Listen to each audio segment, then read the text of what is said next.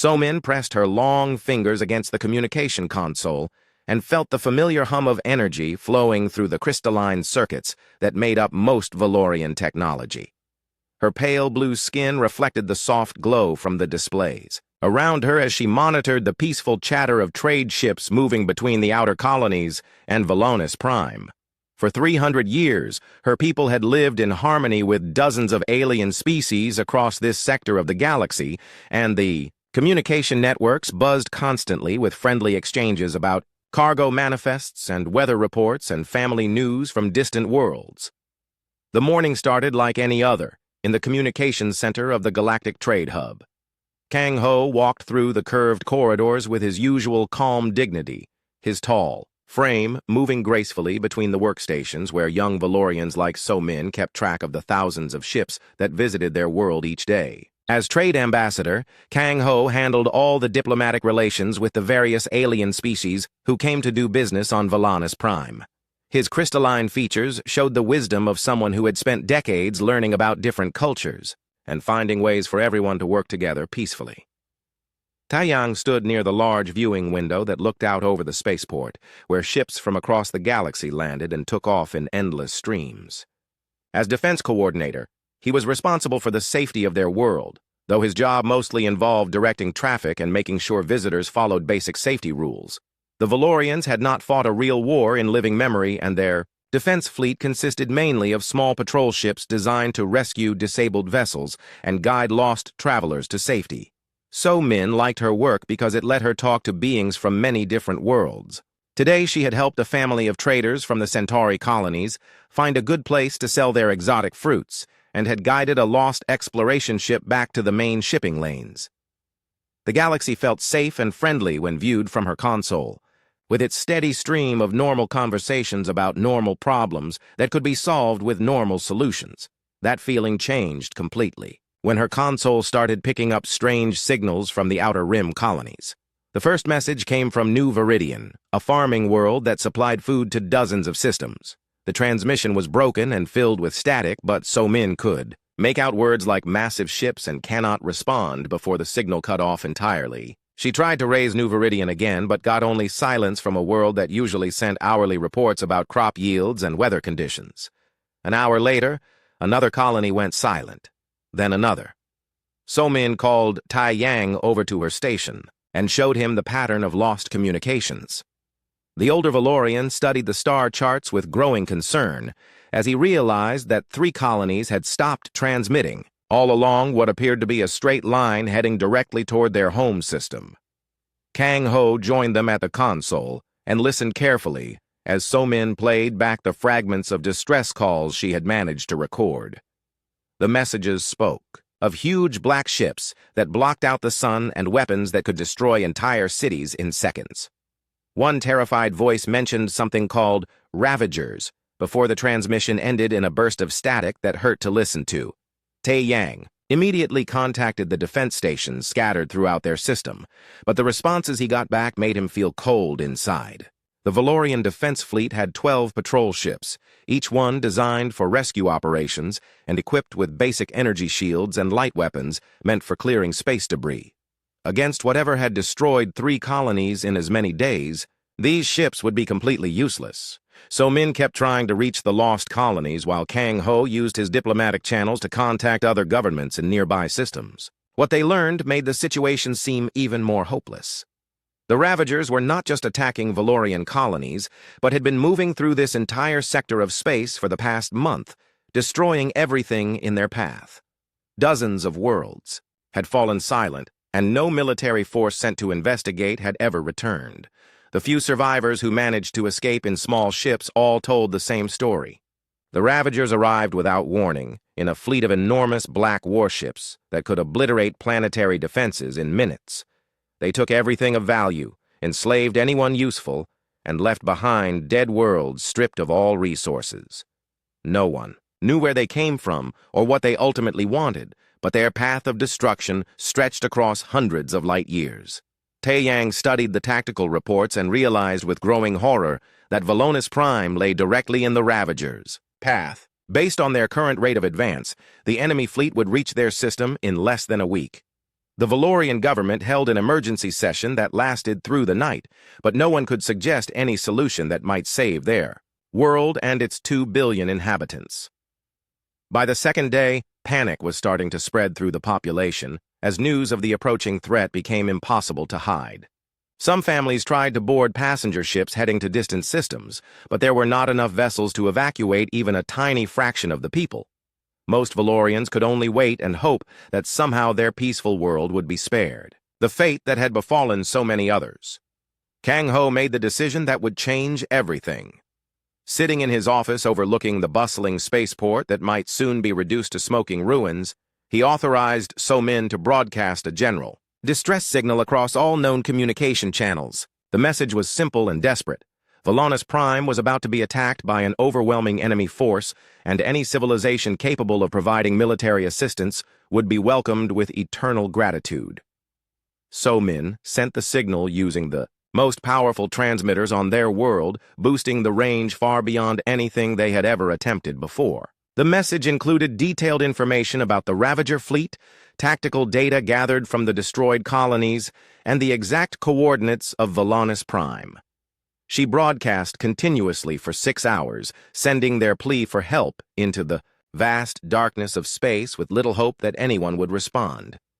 3 days passed with no answer. The Ravagers were now only 4 days away, and long-range sensors could detect the massive energy signatures of their approaching fleet. Tae Yang worked around the clock to organize evacuation shelters and emergency supplies, though he knew these preparations would only delay the inevitable by a few hours. Then, just as the Valorians were beginning to accept their fate, So Min received a response that made her gasp with surprise. The signal was strong and clear, transmitted with technology that seemed more advanced than anything in their databases. The voice that spoke was calm and confident, belonging to a species that called themselves humans from a system designated as Sol 3. The message was brief but filled with quiet authority. Distress signal received and understood. Military assistance is being deployed to your location. Prepare landing coordinates for our vessels. Help is coming. So Min called Kang Ho and Tae Yang to her station and played the message 3 times before any of them could quite believe what they had heard. Someone had actually responded to their call for help, and they claimed to be sending military forces capable of fighting the Ravagers. But when Tai Yang checked their star charts for the Sol system, he found it listed as a remote backwater region that their surveys had marked as containing only primitive life forms. How could beings from such an undeveloped system possibly have the technology and military power needed to face an enemy that had destroyed dozens of advanced civilizations? Kang Ho tried to learn more about these humans by searching through the galactic databases, but found almost no information about them beyond basic astronomical data about their solar system.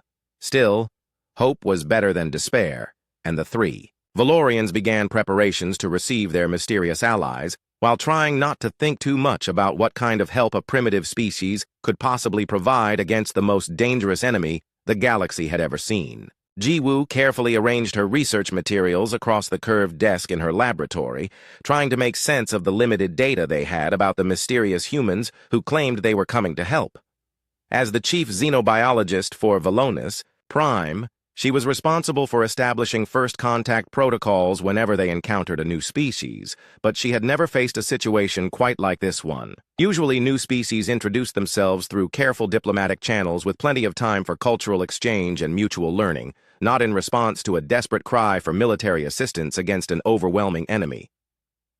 The astronomical data about the Sol system painted a picture of a young star with several rocky planets, one of which appeared to support carbon-based life. Long-range surveys conducted decades ago had detected signs of industrial development and electromagnetic emissions that suggested an emerging technological civilization, but nothing that indicated the kind of advanced military capabilities needed to fight the Ravagers. Ji-Woo studied spectral analyses of Sol 3 that showed a world covered mostly by water, with large land masses and an oxygen-rich atmosphere. Conditions that should have produced a peaceful species focused on exploration and trade rather than warfare. Hyunwoo paced nervously around the laboratory as Ji-Woo worked, voicing the concerns that many Valorians were beginning to share about their supposed rescuers. He was young even by Valorian standards and had grown up during the most peaceful period in their history. when the idea of actual military conflict seemed like something from ancient stories rather than a real threat they might face. The approaching Ravager fleet was already terrifying enough without adding the uncertainty of unknown aliens who might have their own dangerous agenda.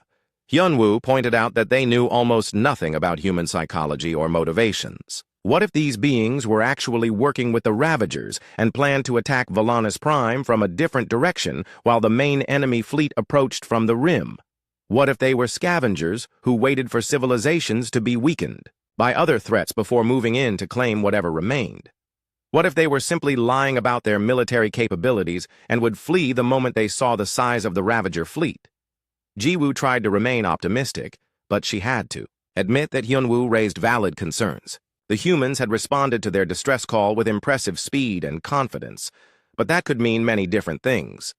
Perhaps they had been monitoring Valorian communications for some time and were simply taking advantage of a crisis to establish contact for their own purposes. Perhaps they were explorers from a distant part of the galaxy who had encountered the Ravagers before and understood the threat, though that seemed unlikely given the complete lack of information about them in any galactic database.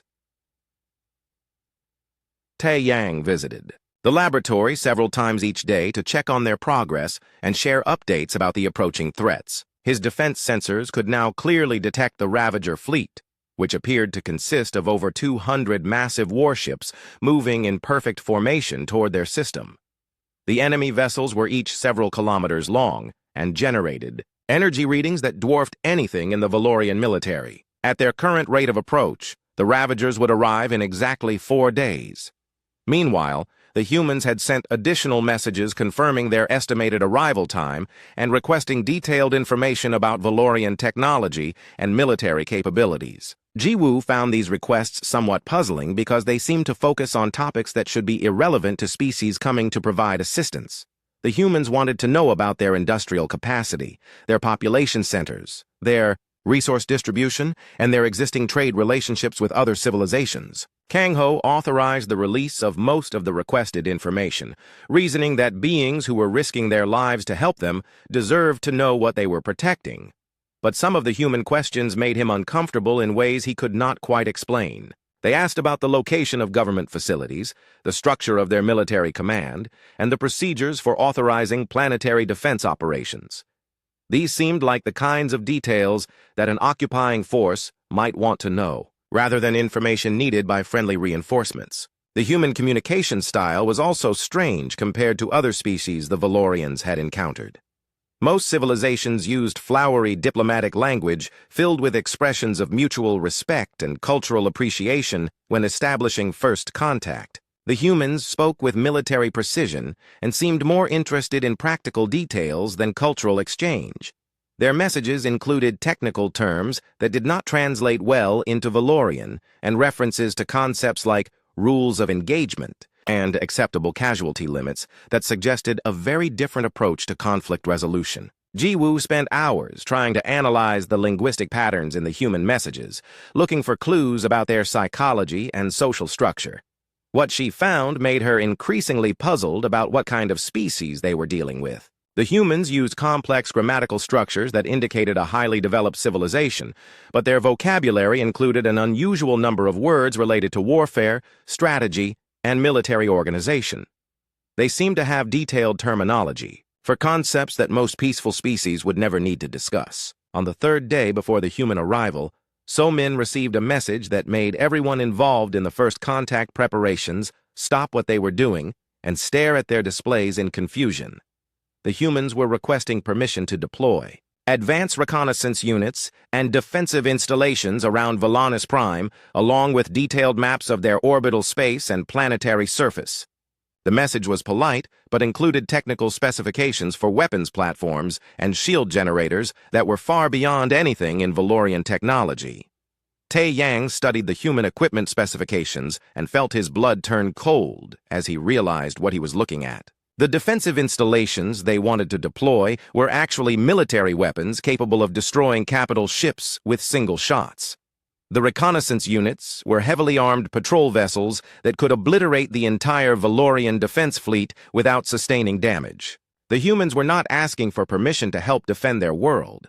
They were asking for permission to occupy it with overwhelming military force.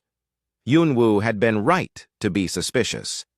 These humans were clearly not the primitive species they had appeared to be from the astronomical surveys.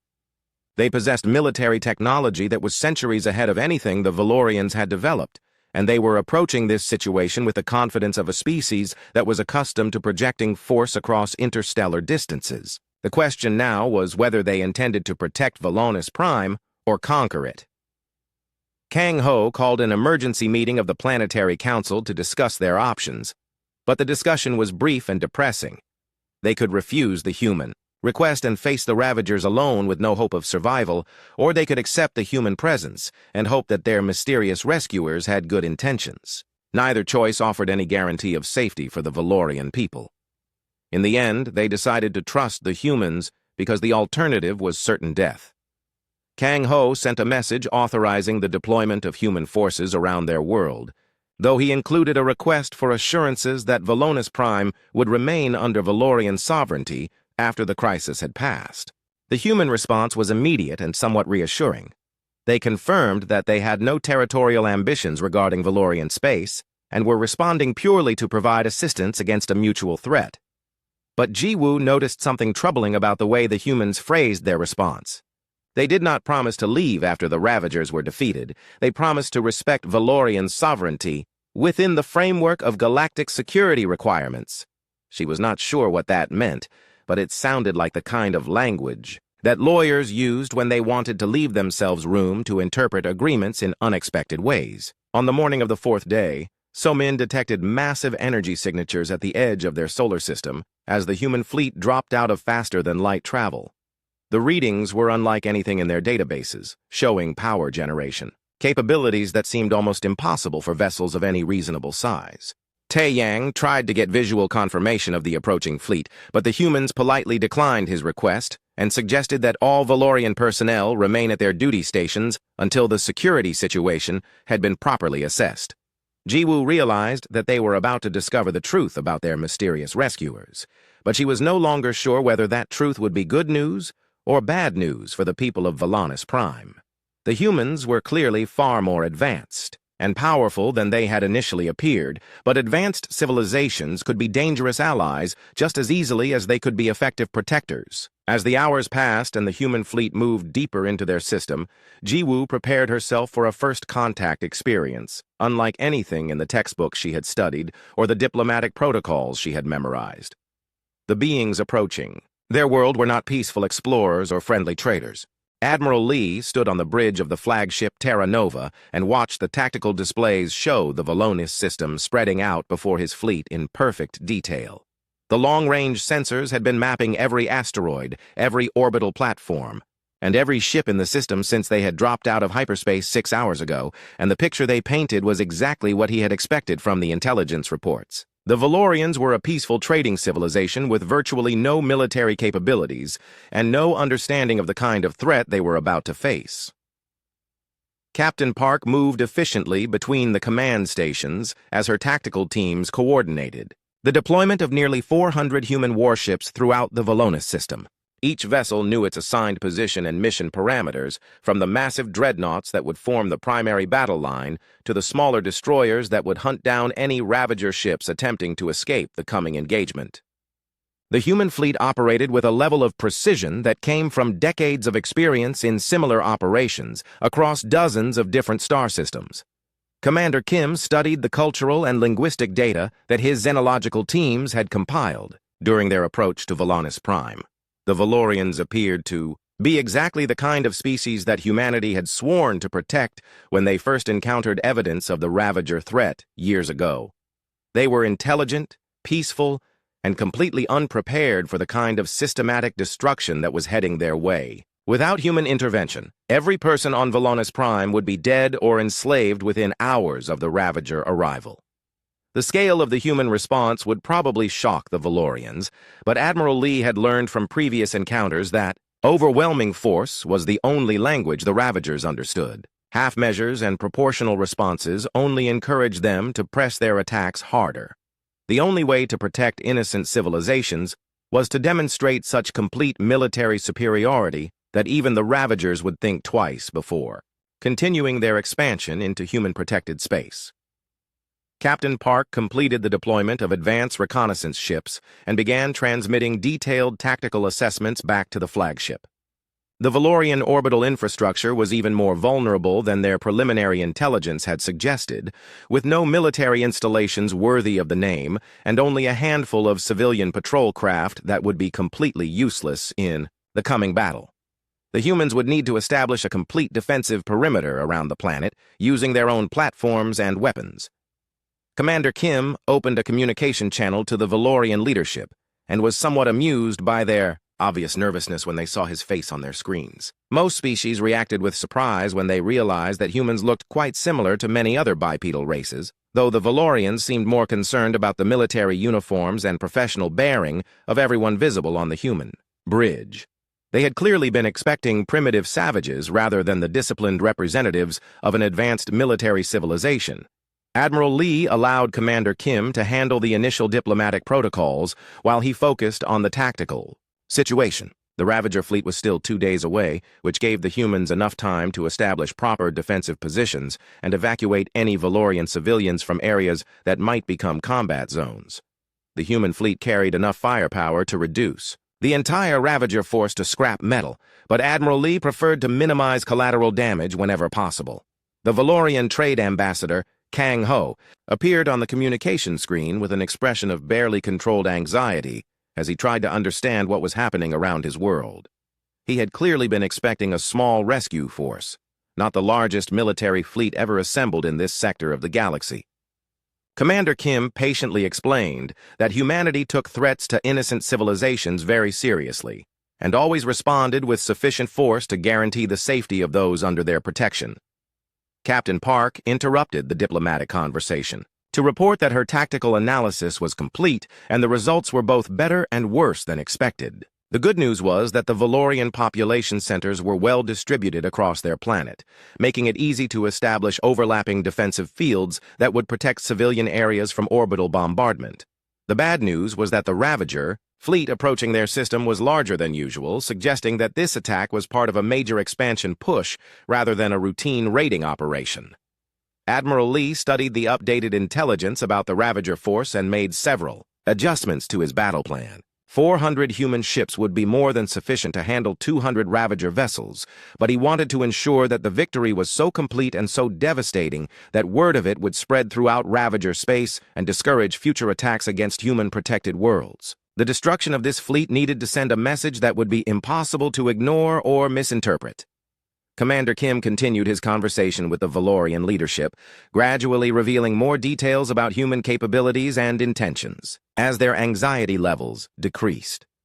The xenological protocols required careful management of first-contact situations to avoid cultural shock that might interfere with effective cooperation during crisis situations. The Valorians needed to understand that they were dealing with a highly advanced military power, but they also needed to trust that this power would be used to protect them rather than conquer them.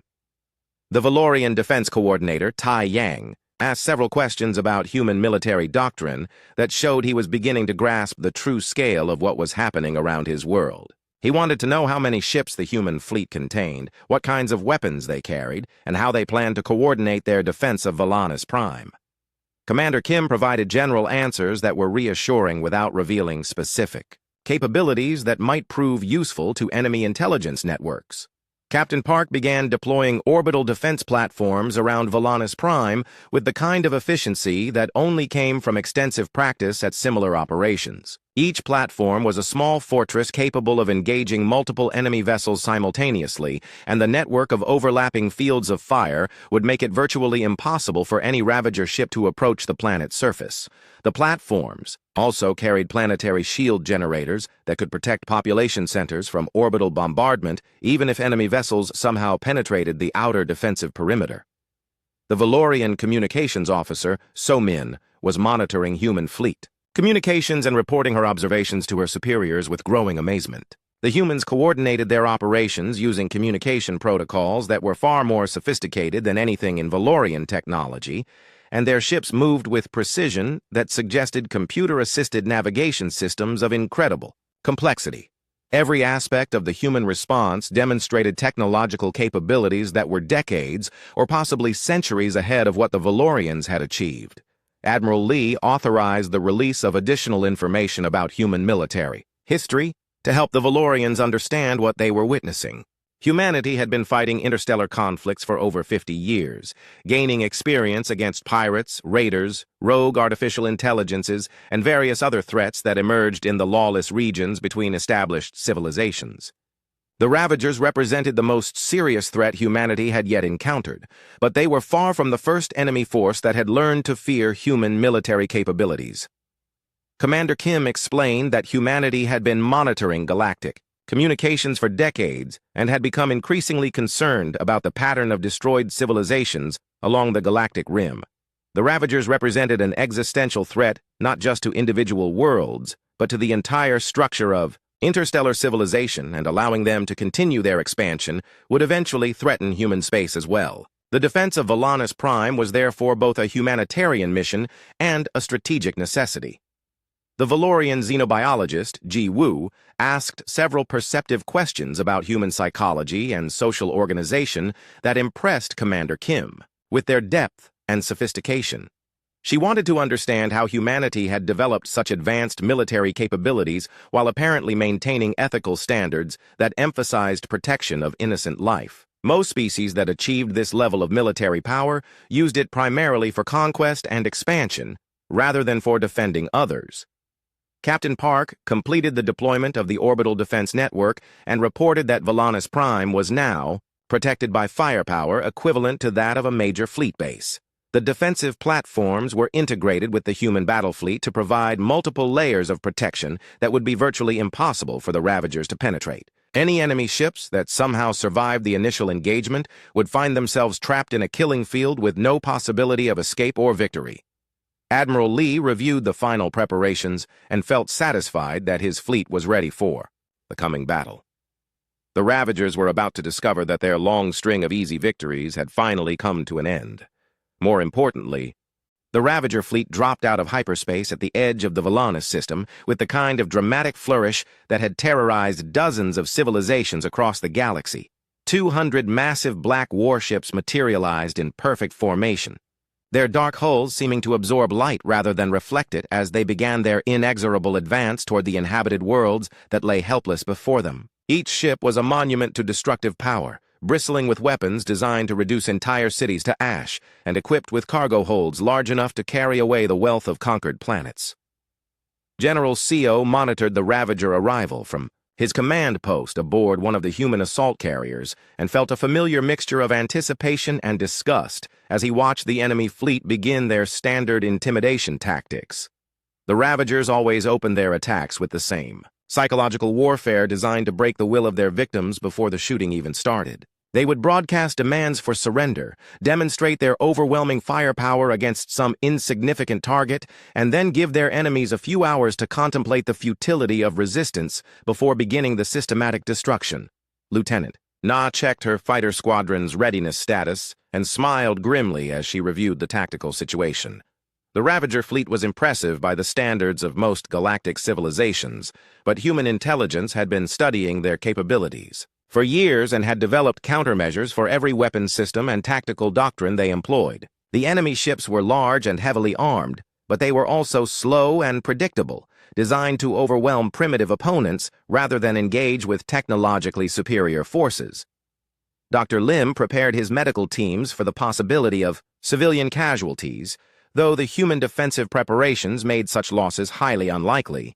The orbital shield networks around Valanus Prime were powerful enough to deflect even direct hits from Ravager capital ship weapons, and the evacuation shelters could protect the entire population from anything short of planetary bombardment. Still, military operations always carried risks, and Dr. Lim wanted to be ready to treat both human personnel and Valorian civilians if the battle did not go according to plan.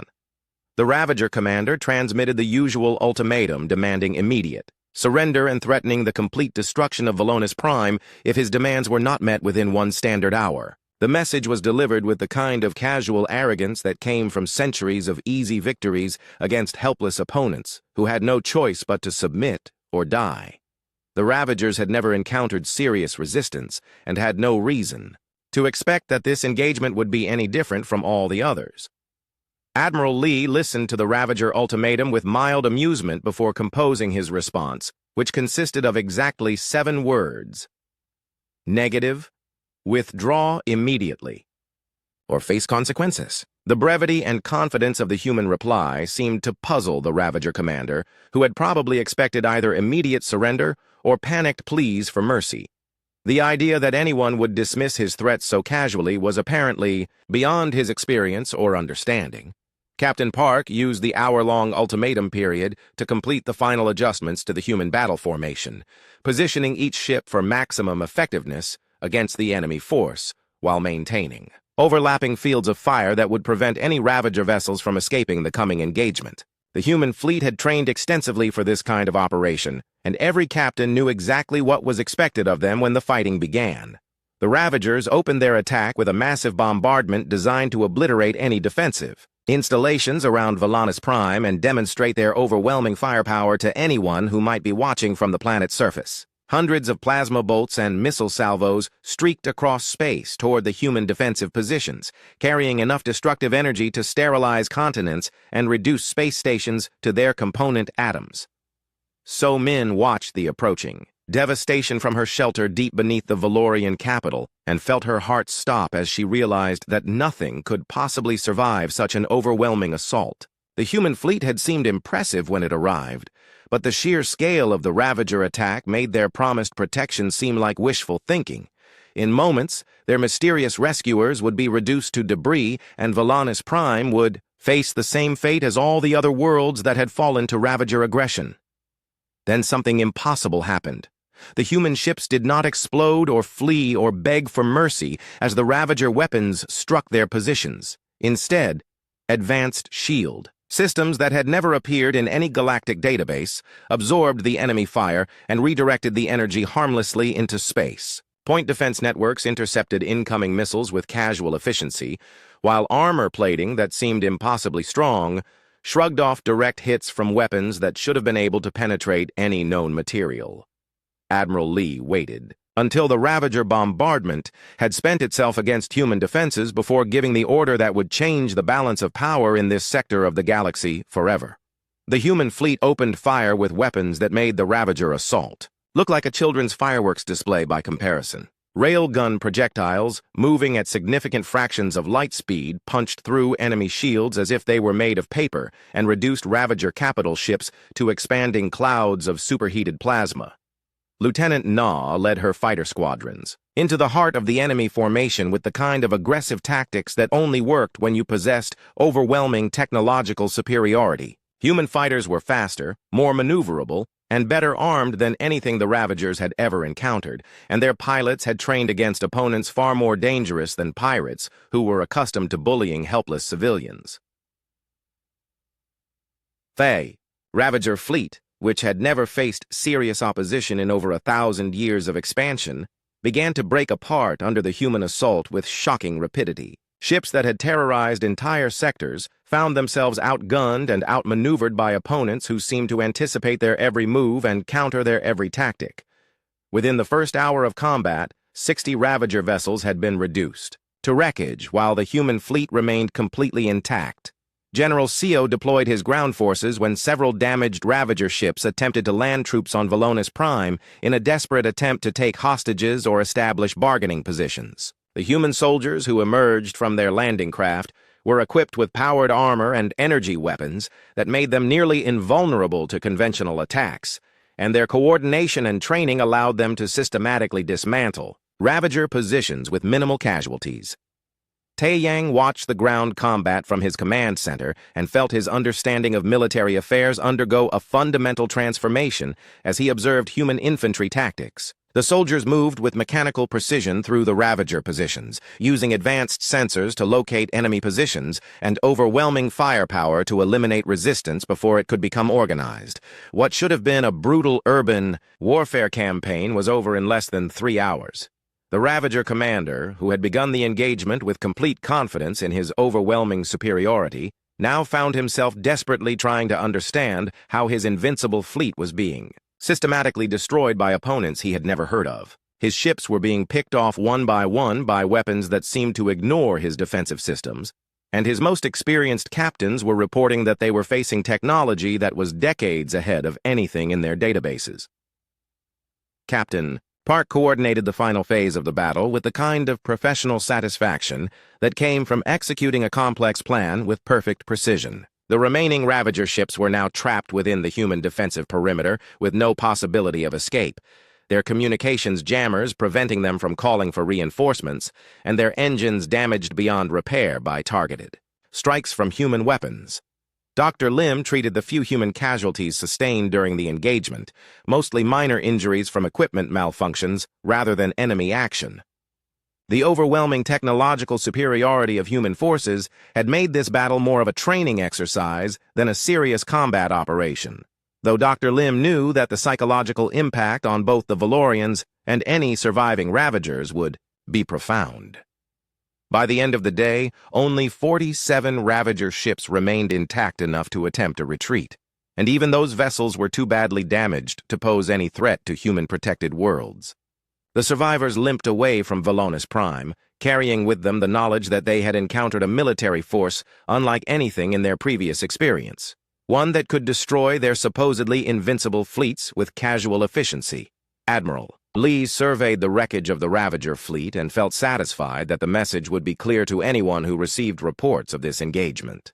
Humanity had announced its presence as a galactic power in terms that even the most aggressive species would understand, and the galaxy would never be quite the same as word of this victory spread throughout known space. Ambassador Choi walked through the pristine corridors of the Valorian Capitol building 3 days after the battle and marveled at how quickly life had returned to normal on HFY.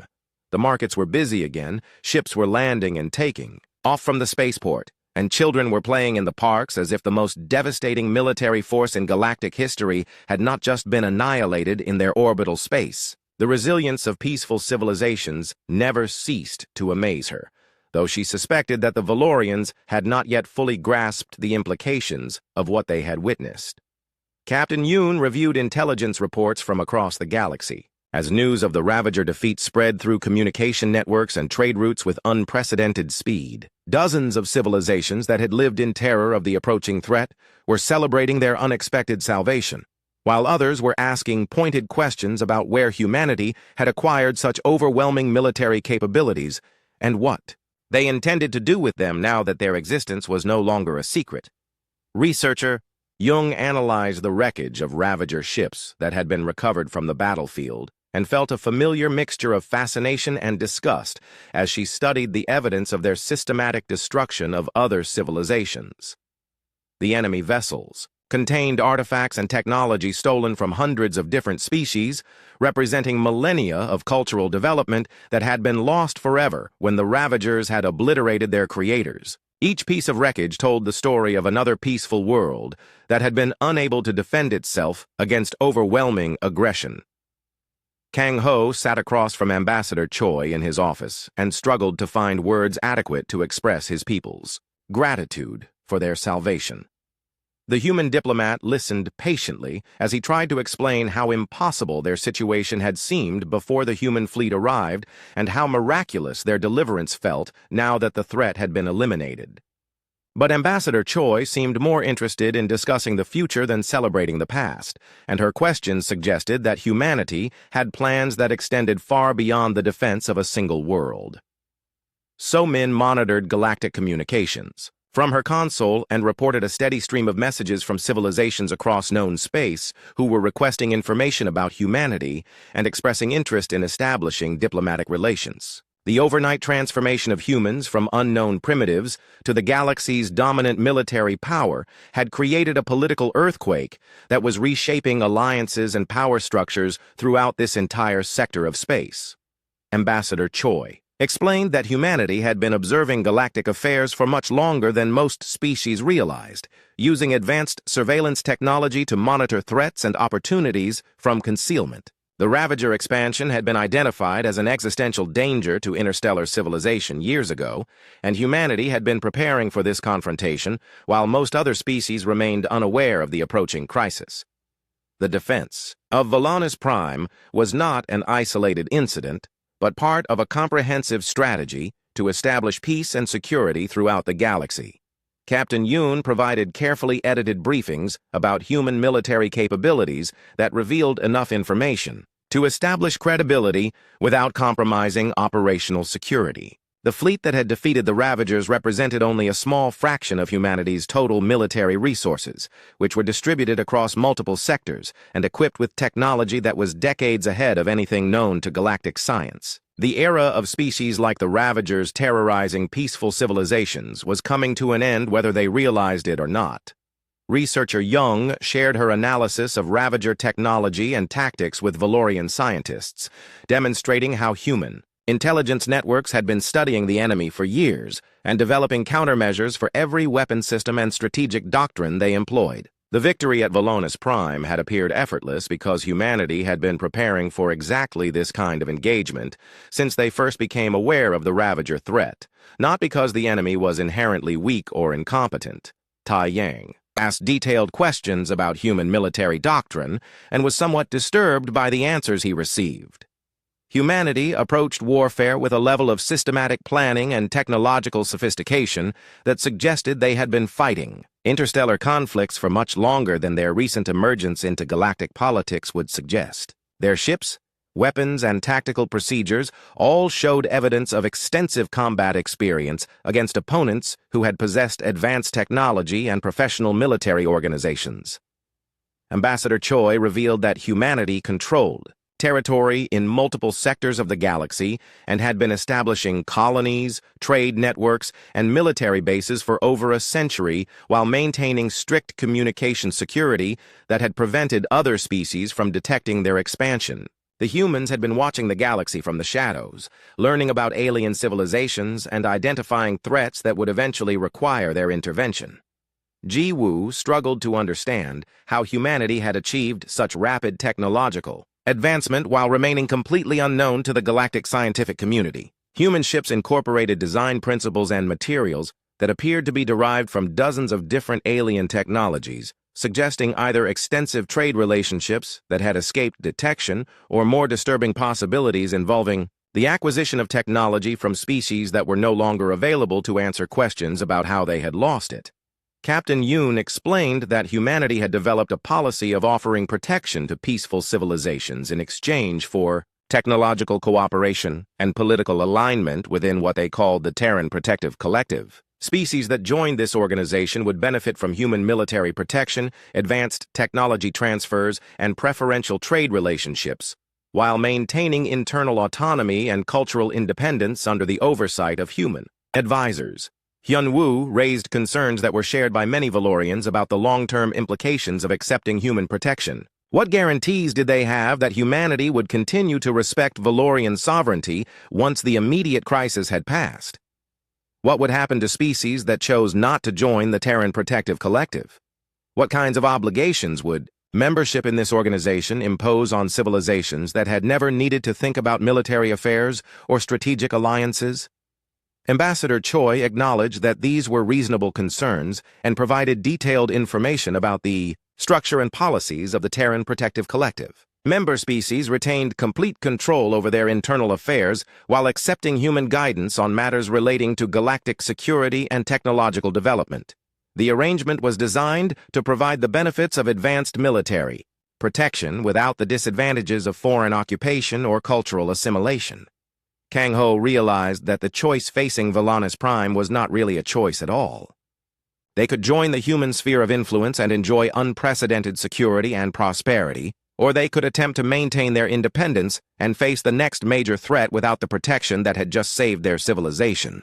The galaxy had changed permanently during the past week, and species that failed to adapt to the new reality would not survive the transition. Researcher Jung studied reports from other sectors and discovered that humanity had been quietly intervening in conflicts across the galaxy for decades, always from the shadows, and always with overwhelming force that ended threats before they could spread. The Ravagers were not the first aggressive species to discover that their expansion had brought them into contact with human interests, though they were probably the largest and most dangerous enemy that humanity had yet chosen to confront openly. So Min received a priority message from the human fleet informing her that additional Ravager forces had been detected in neighboring sectors and were being systematically eliminated by human task forces that had been pre-positioned to intercept them. The threat that had terrorized half the galaxy for over a millennium was being eradicated with clinical efficiency by opponents who had been preparing for this campaign longer than most species had been aware that the Ravagers existed. Ambassador Choi presented the formal invitation for Valanus Prime to become the first official member of the Terran Protective Collective, with all the benefits and responsibilities that such membership would entail. The document was surprisingly reasonable in its terms and seemed designed to attract voluntary cooperation rather than compel submission through threats or intimidation. Humanity appeared to prefer willing allies to conquered subjects, though their overwhelming military superiority made the distinction somewhat academic. Kang Ho signed the agreement on behalf of his people and felt a complex mixture of relief and apprehension as he committed Valanus Prime to an alliance with the most powerful military force in galactic history. The humans had saved his world from certain destruction and offered continuing protection against future threats. But they had also fundamentally altered the balance of power in this region of space in ways that would take years to fully understand.